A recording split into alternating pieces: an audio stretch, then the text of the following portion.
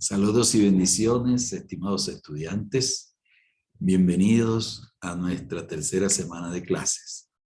Es un gozo para mí saludarles nuevamente. Espero que estén en bendición.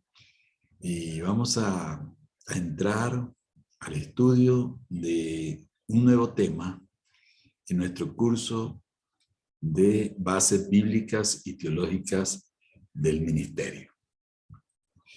Esta semana, mis amados hermanos, vamos a estudiar el tema tipos ministeriales en el Antiguo Testamento.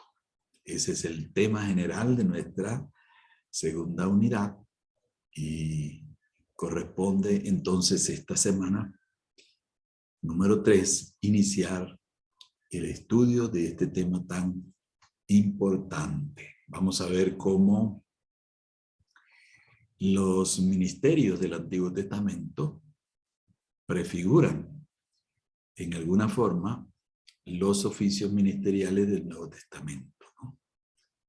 Y vamos a comenzar por dar una pequeña explicación de lo que significa la palabra tipos. Es un término muy usado dentro de la interpretación bíblica y viene del griego tipos, que significa modelo o producto que se deriva según el modelo. Producto que se obtiene según el modelo. Patrón o ejemplo para la conducta moral del cristiano, en este caso, ¿no? Dice la palabra del Señor que aquellas cosas que sucedieron en el Antiguo Testamento eran sombra de lo que había de venir, sombras de los bienes venideros. De manera que cuando hablamos de los tipos ministeriales en el Antiguo Testamento, estamos atendiendo a este principio de interpretación bíblica, ¿verdad? Que señala la unidad esencial de la teología del Antiguo y el Nuevo Testamento. Todos aquellos ministerios, todas aquellas funciones ministeriales del Viejo Testamento nos anuncian y en alguna forma ellas prefiguran las funciones ministeriales del Nuevo Testamento. Entonces vamos a revisar esta semana, a dar un pequeño vistazo a todas esas funciones ministeriales del Antiguo Testamento con el fin de derivar algunas enseñanzas importantes para nuestro estudio del ministerio cristiano, según el Nuevo Testamento. Y tenemos entonces esta lista de esos ministerios pues, que vamos a estar estudiando. Moisés, Josué. Moisés y Josué pues, son dos personajes sumamente importantes en la historia bíblica, ¿verdad? En relación al pueblo de Israel y a su liberación, principalmente de Egipto y su conquista de la tierra prometida, la tierra de Canaán. Luego tenemos los videntes, que son precursores de los profetas. Tenemos los nazareos, también es un oficio, ministerio, una forma de servicio a Dios importante, ¿no? En el Antiguo Testamento. Los jueces, ¿verdad? Los jueces que fueron un grupo de personas, 12, entre ellos una mujer, que gobernaron a Israel durante varios siglos, ¿no? Antes de el tiempo de la monarquía. Luego tenemos el rey y los profetas, ¿verdad? Luego tenemos los profetas, estudiar esa figura tan importante en el Antiguo Testamento, ¿no? Su significado y cómo el oficio profético en alguna forma anuncia, prefigura el oficio ministerial hoy en día, ¿no? Mayormente de la proclamación de la palabra, del anuncio de la voluntad de Dios al pueblo. Lo que es el ministerio de la predicación, ¿no? Tenemos el sacerdote, también sumamente importante este oficio en el Antiguo Testamento, ¿verdad? Porque el sacerdote era el ministro, vamos a decir local, ¿no? En este caso, que estaba más cerca y permanentemente del pueblo. Y finalmente vamos a estudiar la figura del sabio, ¿no? El sabio, que también, pues, los sabios entraron a jugar un papel importante en el pueblo de Israel, especialmente después de la cautividad babilónica. Tenemos entonces estos personajes tan importantes que fueron autores de los libros sapienciales y que nos dejaron en las escrituras tantas enseñanzas importantes. Entonces vamos a estudiar uno por uno estos tipos ministeriales del Antiguo Testamento, estos modelos, ¿verdad? Que nos presentan enseñanzas sumamente importantes sobre el ejercicio del ministerio, del servicio, y también sobre el carácter mismo, ¿no? De algunos personajes principales que vamos a destacar, y que ese carácter también nos habla de la santidad, de la comunión con Dios, de la integridad, del celo por las cosas de Dios. Todo eso vamos a ver a través de estos tipos ministeriales. De verdad que es un tema sumamente importantísimo, mis hermanos. Vamos entonces a avanzar primeramente con la figura de Moisés. Moisés. Ciertamente, Moisés nos deja enseñanzas muy importantes sobre el ministerio. Moisés vivió en el siglo XIII antes de Cristo. Fue criado en la corte de los faraones, por lo tanto fue preparado académica e intelectualmente, ¿verdad? En todas las ciencias de los egipcios, como dice la palabra de Dios. Y ya sabemos, nosotros conocemos la forma providencial como la vida de Moisés fue preservada a pesar de la amenaza de muerte. Aquel tiempo, como dice la palabra del Señor, los hebreos se habían multiplicado en gran manera. Entonces hubo una orden del faraón de exterminar, de que las parteras terminaran con la vida de los niños varones, ¿no? De los varones que nacían. Pero ya sabemos en cuanto a la vida de Moisés, cómo fue preservado, cómo fue a parar a las manos de la princesa, ¿verdad? Y cómo fue criado por, bueno, los primeros tiempos, ¿no? Por su misma madre, y en ese tiempo pues recibió esa enseñanza, esa instrucción, ¿no? Sobre la fe hebrea. Entonces fue una figura pues preparada por Dios para un ministerio tan importante como fue el ministerio de llevar al pueblo de Dios a salir, ¿no? De esa esclavitud donde estuvieron el pueblo también durante más de 400 años, ¿no? Más de 4 siglos. Moisés es un ejemplo grande de liderazgo que tenemos allí en la palabra de Dios. Inclusive también se ve como en algún momento determinado tuvo algunas dificultades en la administración del pueblo. Dice que estaba sobrecargado, ¿no? Con la administración de la justicia entre los hebreos, y dice que desde la mañana hasta la noche Moisés estaba dedicado a la tarea de juzgar los problemas de tomar decisiones en relación a las problemáticas que el pueblo le traía. Pero recordemos que su suegro, Jetro, ¿verdad? Su suegro, pues le aconsejó, ¿no? Le aconsejó que él pudiera nombrar líderes o delegar, ¿no?, la función de liderazgo, en este caso del juicio, o de tomar decisiones administrativas en el pueblo.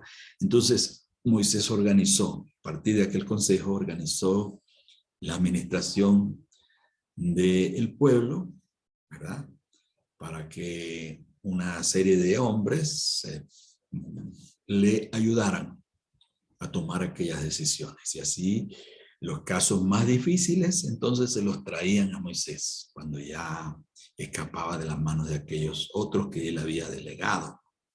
Entonces allí tenemos esa enseñanza tan importante en la vida de Moisés con respecto a la organización de la administración, el delegar funciones, ¿verdad? Y también el confiar, ¿no?, autoridad y responsabilidad a otras personas, algo tan importante para nosotros hoy en día también.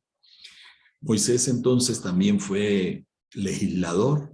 Sabemos que Dios le dio a Moisés aquellos 10 mandamientos, aquellas tablas de la ley, pero que eran la base, ¿no?, la base para desarrollar a partir de ellos toda una legislación que iba a normar pues la vida cotidiana de todos los hebreos, todo el pueblo de Israel.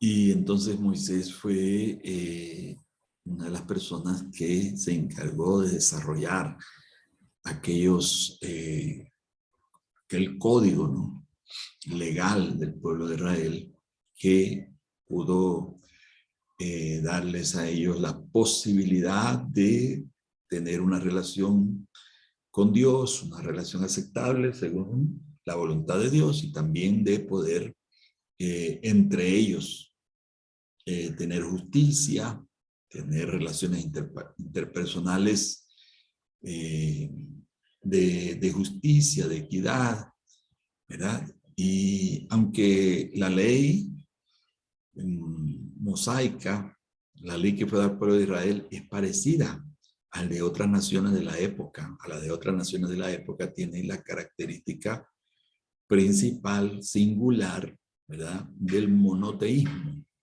Un pueblo que adoraba a un solo Dios, al único y Dios vivo, ¿verdad?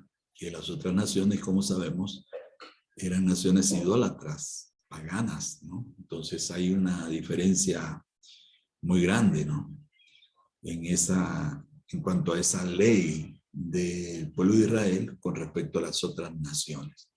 Moisés también es visto como el profeta, ¿verdad?, el primer profeta, podríamos decir, en cuanto a oficio, ¿no? Porque cuando el pueblo de Israel se encontró con el Señor, Jehová, Dios, en el monte Sinaí para hacer el pacto, el antiguo pacto, y cuando le fue entregada la ley, Moisés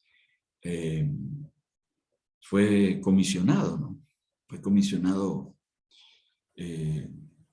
bueno, a pedido del pueblo de Israel. Dice que tuvieron tanto temor por la presencia de Dios, por las manifestaciones de Dios en el monte Sinaí, que según relata el libro de Éxodo, ¿verdad?, capítulo 19, capítulo 20, el pueblo pues pidió que a partir de ese momento no querían escuchar más la voz de Dios directamente, ¿no?, porque se llenaron de gran temor por las manifestaciones que sucedieron allí en el monte Sinaí. Como sabemos, el monte se llenó de humo, dice la palabra de Dios, la tierra temblaba, había un gran fuego, un gran sonido como de bocina, un estruendo muy grande cuando Dios hizo presencia allí en el monte. Entonces le pidieron que Moisés, a partir de ese momento, fuera a hablar con Dios y luego viniera y les comunicara a ellos lo que Dios había dicho, ¿no? De escuchar directamente la voz de Dios. Y esto es precisamente lo que significa el término profeta, uno que habla en nombre de otro. Y Moisés fue el primero que cumplió ese papel, ¿no? De acuerdo a las escrituras. Entonces es profeta, y vemos que en la vida de Moisés se manifestó ese poder de Dios, poder sobrenatural, a través de diferentes milagros que sucedieron, ¿verdad? Como sabemos, en los momentos más críticos de la vida del pueblo de Israel, Dios usó a Moisés para, a través de los portentos, poder solucionar aquellas cosas tan difíciles que se presentaban, como, por ejemplo, cuando cruzaron el Mar Rojo, ¿verdad? Allí Dios usó a Moisés para que pudiera abrir el mar. Cuando les faltó el agua, le usó a Moisés para poder que pudiera tener agua el pueblo de Israel, ¿no? Milagrosamente a partir de la fuente, la roca. Y fue un hombre también de gran influencia en la palabra, a pesar que recordemos que cuando Dios lo llamó a Moisés en Éxodo capítulo 3, una de sus excusas fue que era tardo para la palabra, ¿no? Tenía dificultad para comunicarse. Fue una de las excusas que puso Moisés, pero como sabemos, pues Dios le usó grandemente en la palabra también, ¿no? Para comunicar al pueblo la voluntad de Dios como profeta. Fue un hombre de gran fe, ¿no? Esa confianza siempre en Dios, un hombre de oración e intercesión por el pueblo, ¿no? Recordemos que en cierta oportunidad Dios quería destruir al pueblo de Israel, ¿no? Porque era un pueblo muy rebelde, muy contumaz. Y Moisés se presentó como intercesor, ¿no? Delante de Dios y prácticamente desafió a Dios, que si Dios eliminaba al pueblo, destruía al pueblo, también lo eliminase a él, ¿no? Le pidió Moisés a Dios, ¿no? Y con unos argumentos tremendos, ¿no? Moisés pudo interceder delante de Dios por el pueblo y librar al pueblo, ¿no? Porque ya era un pueblo que tenía a Dios, pues estaba colmando la paciencia de Dios. Pero fue un hombre de gran oración e intercesión. Y el profeta Jeremías, ¿verdad? En una oportunidad, presentándosele también un pueblo rebelde, un pueblo impío, ¿verdad? Un pueblo contrario a la voluntad de Dios. Entonces, Dios menciona allí, ¿no? A Moisés y a Samuel, que si aún dice en Jeremías, capítulo 15, versículo 1, que si aún se presentaren delante de él Moisés y Samuel, ¿verdad? Para interceder por el pueblo de Israel, dice que Dios no cedería, ¿no? Su voluntad no estaría con el pueblo, y le dijo a Jeremías, échalo de mi presencia, ¿no? Si Moisés y Samuel inclusive se presentaran delante de mí, no estaría mi voluntad con este pueblo. Imagínense. Le tocó también al profeta Jeremías, un pueblo muy, muy rebelde, ¿no? Ya Dios había determinado su ira. Entonces he puesto Moisés allí por Dios como un ejemplo de intercesor, ¿no? Los dos grandes intercesores por el pueblo de Israel, Moisés y Samuel. Fue también un hombre de carácter manso, de acuerdo a la palabra del Señor. Mire qué ilustrativa es la vida de Moisés, ¿no? Cómo la vida de Moisés nos presenta un modelo tan importante para el ministerio cristiano, ¿no? Entonces dice, Números capítulo 12, versículo 3, dice, y aquel varón, Moisés, era muy manso, más que todos los hombres que había sobre la tierra. Carácter manso, ¿verdad? Carácter humilde. Y en este sentido, pues, es un ejemplo para el ministro cristiano, ¿no? Carácter manso de Moisés, aunque tuvo sus momentos de ira, sus momentos de enojo, una ira santa, su celo por las cosas de Dios, ¿no? Celoso de las cosas sagradas y la ley, ¿no? Un hombre celoso por las cosas santas y por la ley de Dios, por la obediencia a la ley de Dios.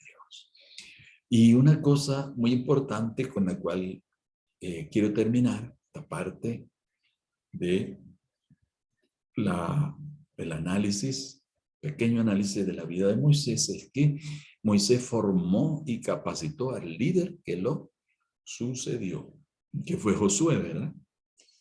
Que fue Josué. Josué, hijo de Oseas, hijo de y dice que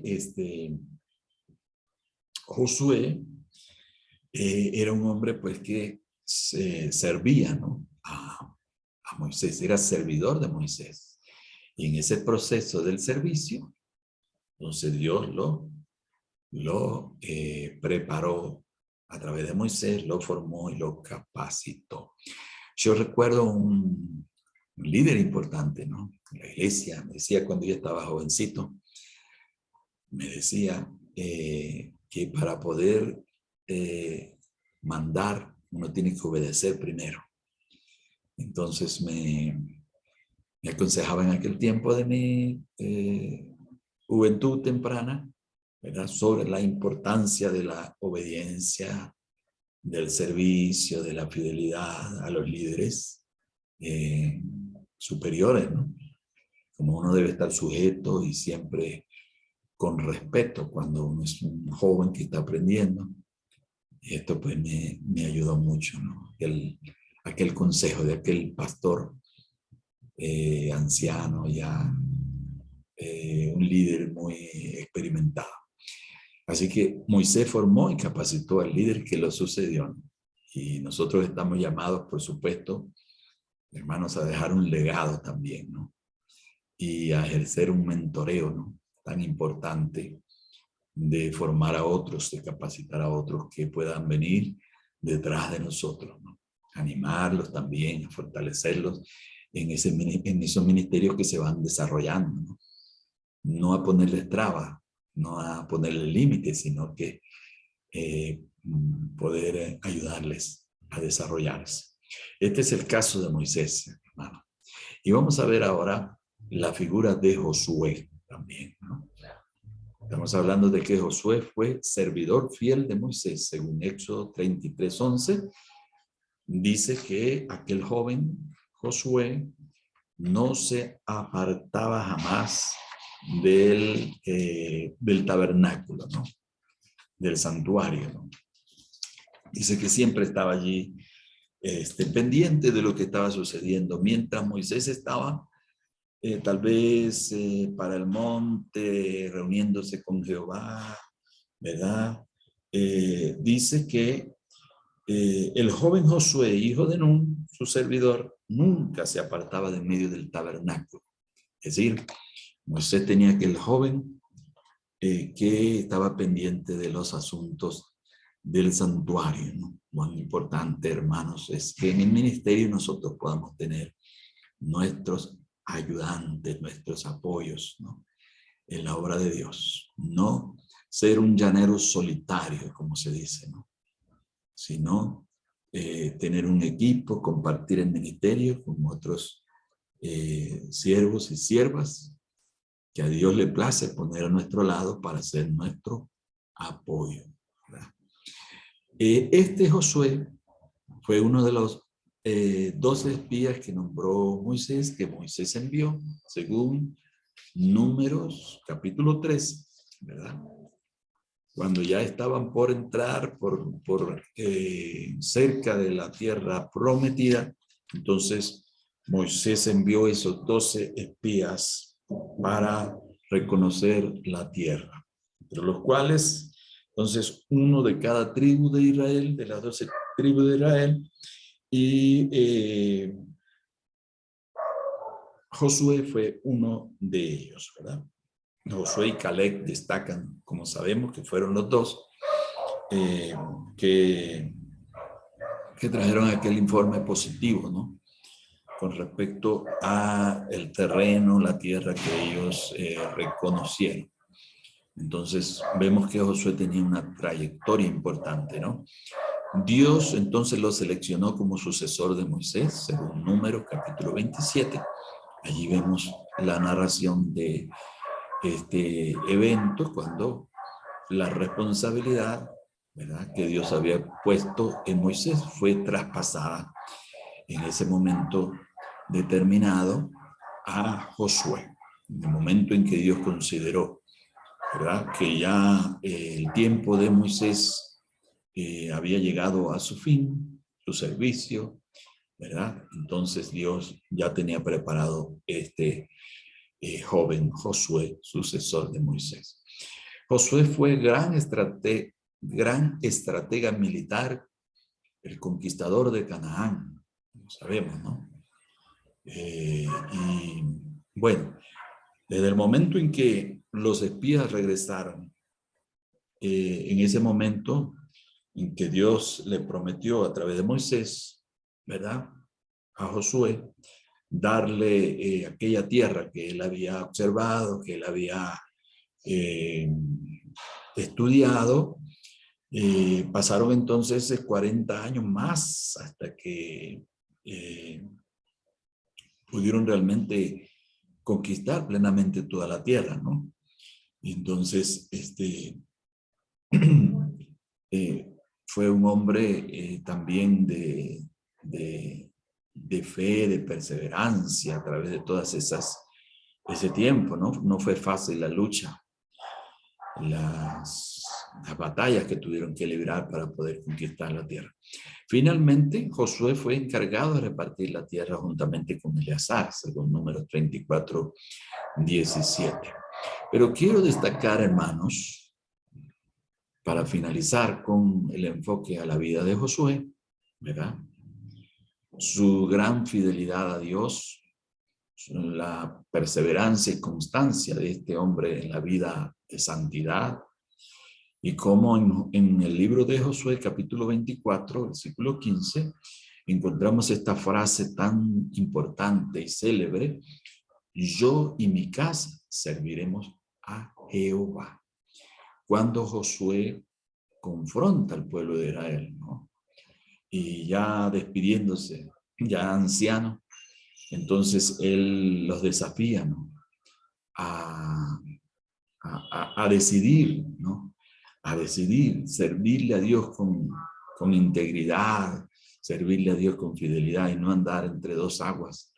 Entonces les desafía y les dice, bueno, elijan si quieren servir a los dioses que sirvieron vuestros padres al otro lado del río, antes de cruzar a esta tierra, o servir a los dioses de acá, de los amorreos, entre los cuales estáis, de las ciudades pues, que estaban por conquistar. Entonces les desafían Josué y le dice, yo y mi casa serviremos a Jehová. Y este es un principio sumamente importante para el ministro cristiano, el que nuestra familia es nuestro primer ministerio, ¿verdad?, nuestra familia, y que nosotros en nuestra familia, en nuestro hogar, nosotros debemos ejercer ese sacerdocio, ¿verdad?, y conducir bajo la dirección de Dios nuestra casa, nuestra familia al servicio a Dios, ¿verdad?, en la medida, por supuesto, en que nosotros dependa de nosotros, ¿no? Y Josué tenía esa decisión firme: yo y mi casa serviremos a Jehová. Aunque bueno, todo tiene siempre hay sus debilidades en todo ministerio, en toda familia ministerial, y vemos que en el caso de los hijos de Josué, pues estos hijos tuvieron cierta mala fama, ¿no? Ya después que Josué partió, entonces vemos que hubo algunas problemáticas con respecto a la conducta de los hijos de Josué.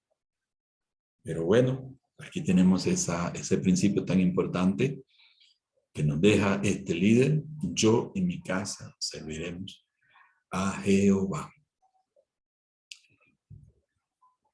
A continuación vamos a ver la figura de los videntes. Los videntes son los precursores de los profetas, ¿no? La palabra vidente viene de roe, hebreo, que significa ver. Y estos personajes que son muy mencionados en la palabra de Dios, en el Antiguo Testamento, podían interpretar sueños y señales. Estos, bueno, se mencionan entre ellos a Samuel, ¿no?, como vidente, porque dice que a los que posteriormente se les llamó profeta, originalmente se les llamaba vidente. Fue el primer título, diríamos, calificativo, ¿no?, que se daba a los profetas. Tenemos a Sadoc, a Gag, Ido, Emán, Jehú, Asac, Yedutún, son mencionados allí como videntes en diferentes pasajes de allí de las Escrituras. E Isaías también menciona en el capítulo 30, versículo 10, a los videntes, un grupo de videntes que había en su época, ¿no? Estos videntes, Dios les permitía discernir su voluntad. Destacan por tener una gran intimidad con Dios, un discernimiento de la voluntad de Dios, ¿no? Entonces, esto es la lección que nos dejan los videntes, hermanos, es de esa comunión, de esa intimidad con Dios, ¿verdad? Que es una parte también importante del ministerio cristiano, del ministro cristiano, ¿no? El ministro tiene que estar en la comunión con el Señor permanente, ¿no? Y tiene que estar en esa esfera de la revelación, ¿verdad? De poder, a partir de la palabra, que es hoy en día nuestra guía principal, ¿verdad?, con respecto a la voluntad de Dios, poder discernir la voluntad de Dios. Hombre de oración, hombre de gran intimidad con Dios, ¿verdad? Entonces, esta es la lección importante que nos dejan estos personajes, los videntes. Ustedes pueden leer cada uno de esas historias de esos personajes que les estoy mencionando aquí, a través de cada uno de esos pasajes, ¿no? Luego tenemos los nazareos, también es una figura importantísima de ministerio en el Antiguo Testamento, un tipo de ministerio muy importante. Del hebreo, nezer significa dedicado, consagrado, separado, en este caso para Dios. Los nazareos eran personas que hacían un voto de dedicación especial a Dios, según está narrado en Números capítulo 6, versículo 1 al 21. Este voto era un voto estricto, quizás más que los votos de los sacerdotes, imagínense, ¿no? A los sacerdotes se les exigían muchas cosas. Nazareos era un voto muy estricto. El voto podía ser por toda la vida, ¿no? La palabra voto significa que se hacía un compromiso, ¿no?, un pacto solemne con Dios de servicio. La tradición judía decía que este voto no podía ser menos de 30 días, decía la tradición. No lo dice la Biblia, sino la tradición judía, ¿no? Habían 3 señales de separación del voto nazareo, ¿no? Quiero decir que también las mujeres podían tener este voto, ¿no? Hombres y mujeres. Entonces habían 3 señales de ese voto. La número 1 era abstenerse de lo producido por la vid. abstenerse de todo lo producido por la vid, lo que era el vino, lo que eran las pasas, y cualquier otro producto, el vinagre, cualquier producto, ¿no?, que viniese de la vid, estaba prohibido para ellos. No cortarse el cabello, ¿verdad?, en el tiempo de su voto, y no acercarse a un cadáver, no contaminarse con un cadáver. Estas señales lo que inculcaban, señalaban, era la importancia de la sumisión completa a la voluntad de Dios. Las señales indicaban la importancia de la sumisión completa a la voluntad de Dios. Una persona consagrada, no solamente por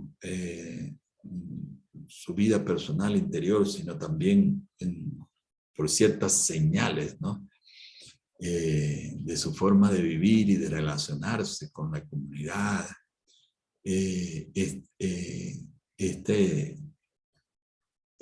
Esta figura de los nazareos, creo, hermanos, que enfatiza la santidad, ¿no?, la santidad del ministro de Dios.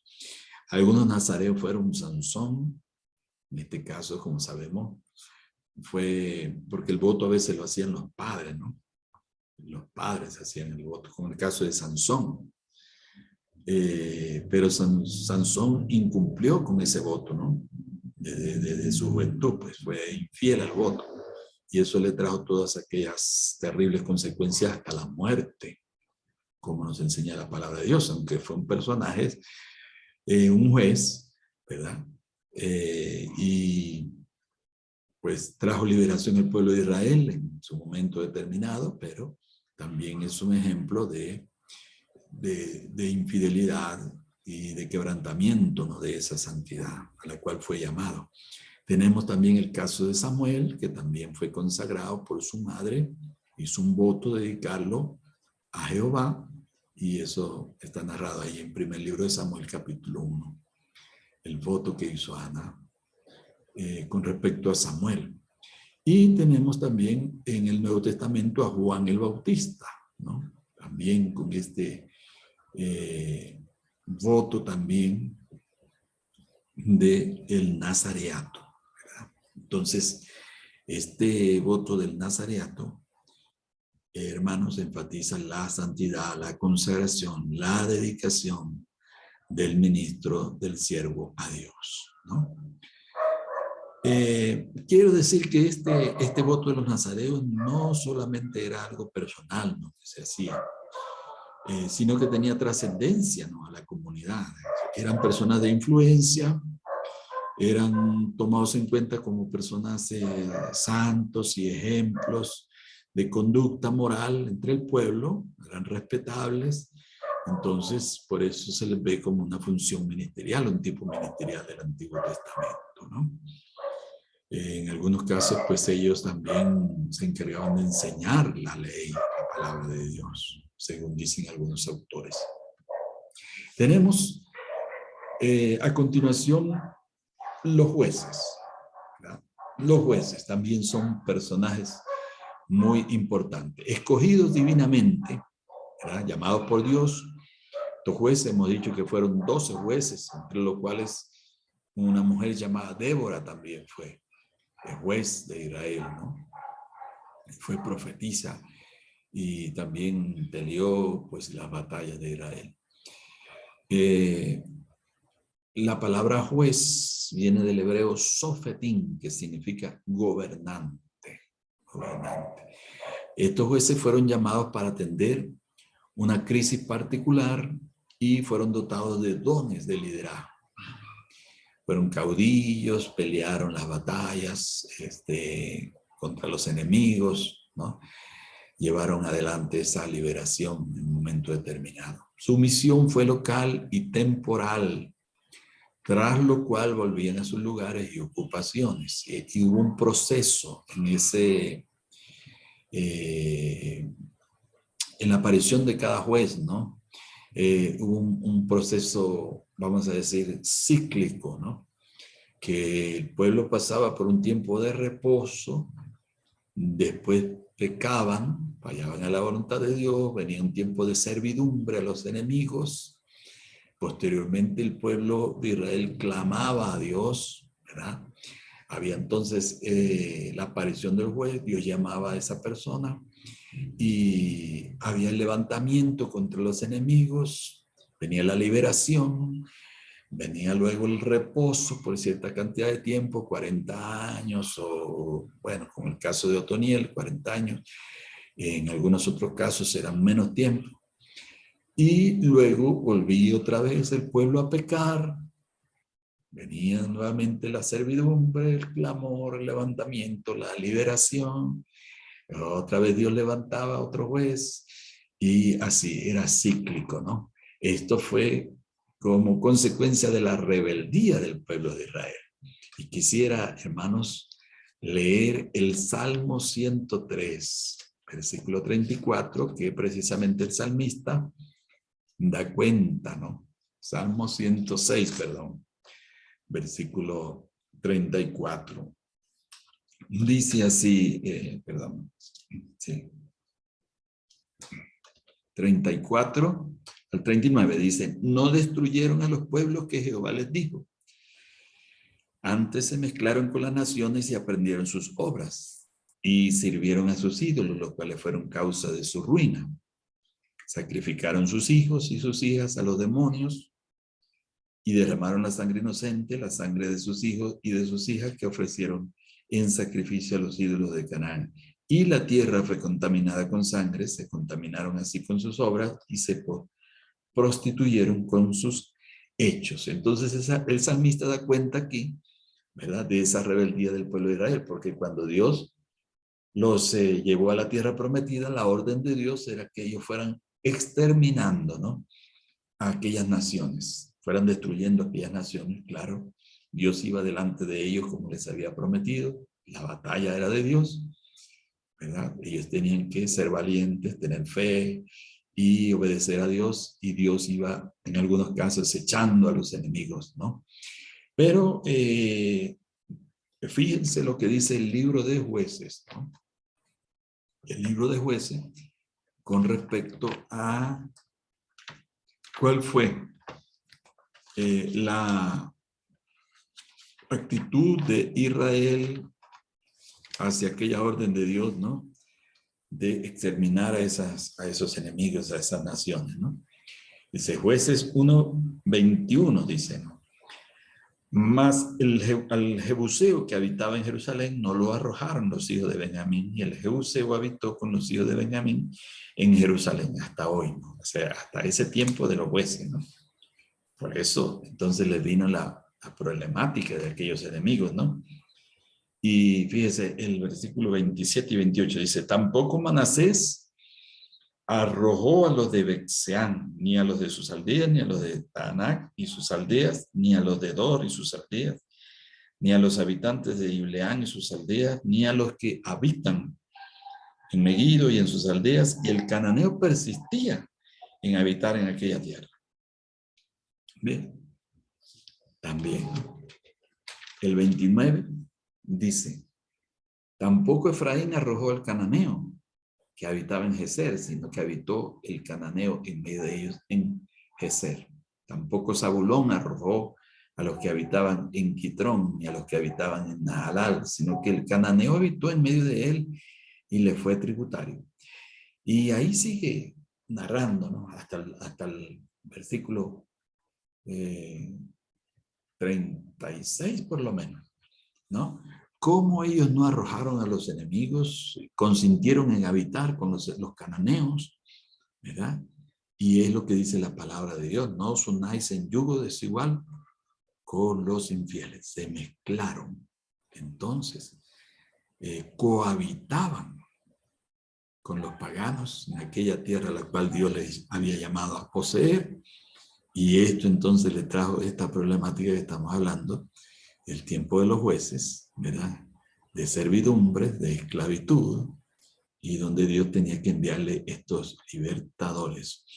Gobernaron aproximadamente durante 450 años al pueblo de Israel, según dice Hechos capítulo 13, versículo 20. Miren, qué lección tan tremenda, ¿no?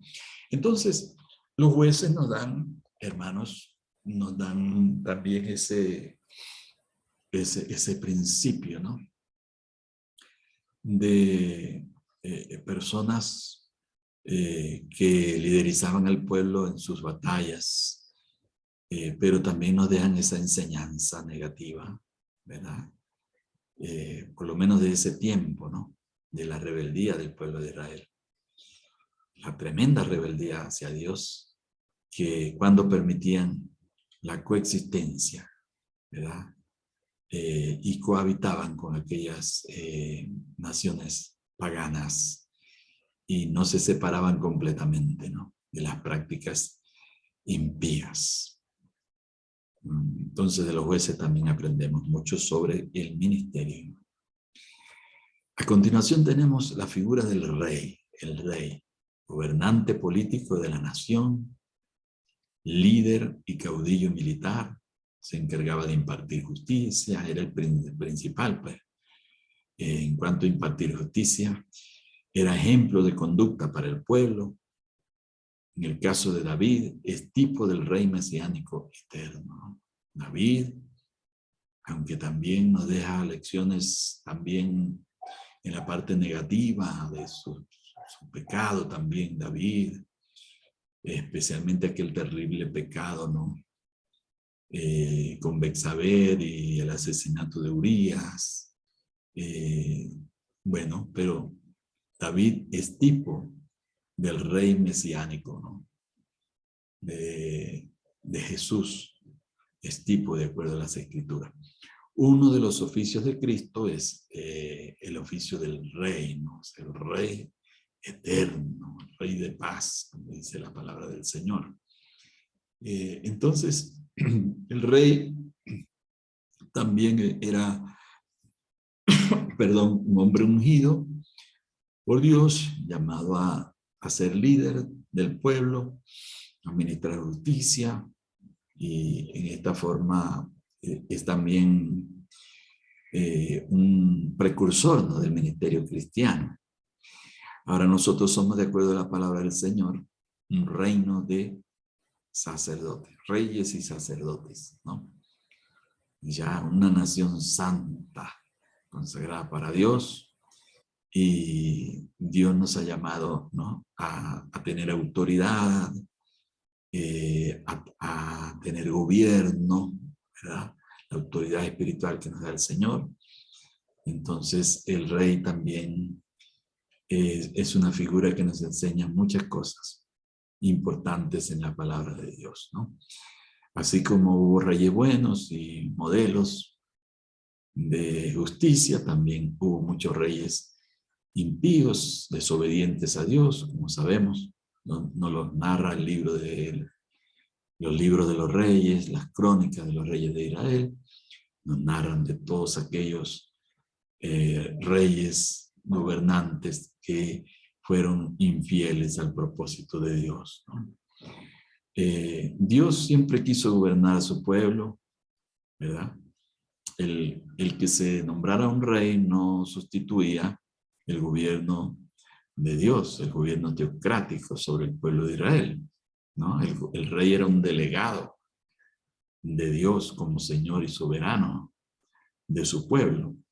Entonces, el rey, pues, en el caso de David, pues él reconocía, ¿no?, que su autoridad era delegada por Dios, que él estaba puesto para bendecir e impartir justicia al pueblo de Israel, ¿no? En ese sentido, David nos deja un gran ejemplo, el caso de David, ¿no? Otros reyes también con su celo por las cosas de Dios. Josías, por ejemplo, con su reforma, ¿no?, y su vuelta a la ley, a las escrituras, a la obediencia, a la palabra de Dios escrita. Tenemos muchos ejemplos, ¿no?, de cómo los reyes fueron de gran influencia para encauzar al pueblo de Israel en la voluntad perfecta de Dios. Vamos a pasar, hermanos, al estudio de los profetas como tipo ministerial. La palabra profeta viene del griego profetes, ¿Qué significa una persona que habla en nombre de otra? En este caso, el profeta era un representante de Dios. Por lo tanto, la misión del profeta no era exclusivamente anunciar el futuro, sino que el profeta hablaba en nombre de Dios, ¿no? Como el caso que le estaba refiriendo de Moisés. Podemos ver, de acuerdo a un autor, José Luis Sicre, dice, cuando habla de los profetas de Israel, dice que habían varios tipos de profetas, ¿no? Estaban los profetas de las cortes, que aconsejaban al rey en asuntos de Estado. Estaban los profetas cultuales, que eran aquellos que estaban vinculados mayormente al santuario y aconsejaban a los sacerdotes, ¿verdad?, sobre los asuntos de la ley y de la voluntad de Dios. Estaban los profetas como tales, los profetas relevantes, que destacan allí en las escrituras, que eran los que encauzaban al pueblo por la senda de la justicia, ¿no?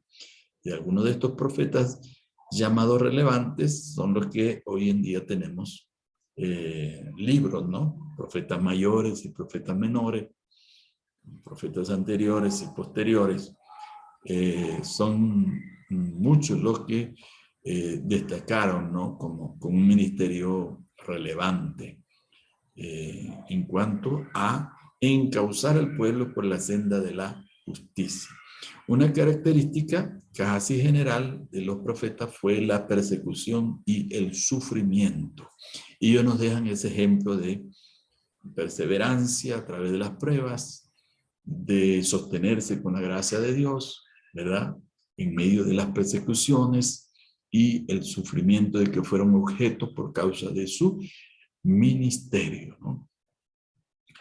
Aún el libro de Hebreos, ¿no?, capítulo 11, cuando habla de todos estos héroes de la fe, nos menciona, ¿no?, como algunos de estos profetas fueron martirizados también, ¿no? Así como fueron martirizados los apóstoles, los profetas, la mayoría también fue martirizado, ¿no?